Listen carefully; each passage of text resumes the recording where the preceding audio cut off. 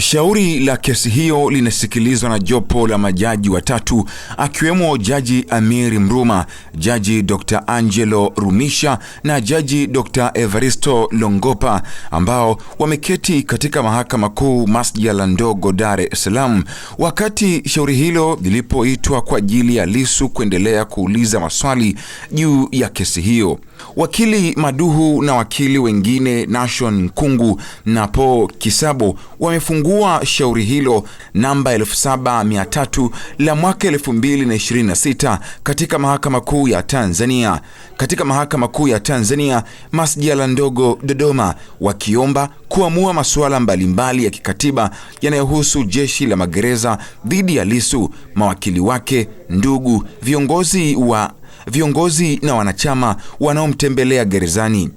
Awali, mwenyekiti wa Chama cha Demokrasia na Maendeleo Chadema Taifa Bwana Tundu Lissu alitumia zaidi ya saa 2 kumuuliza maswali ya dodoso wakili Kulwa Maduhu aliyefungua shauri la kikatiba dhidi ya mwanasheria mkuu wa serikali, kamishna mkuu wa magereza na mkuu wa gereza la Ukonga.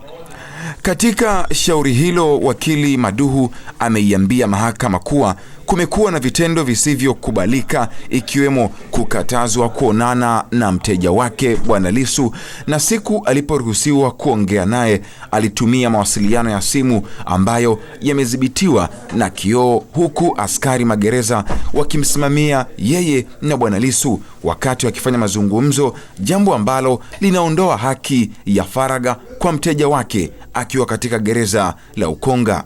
Kwa upande wa wakili wa serikali mwandamizi Bwana Stanley Kalokola akimuuliza maswali ya dodoso wakili Maduhu kwa niaba ya wajibu maombi, alimtaka shahidi huyo ajibu kutokana na hati yao ya madai pamoja na kiapo chake, ikiwemo kuainisha uwepo sehemu kwenye hati ya madai uliweka kikosi kazi cha Umoja wa Mataifa ambacho kilitoa agizo la kukemea vikali ukosefu wa faragha kwa mtuhumiwa akiwa gerezani, jambo ambalo wakili Maduhu amesema hakuweka katika kiapo chake.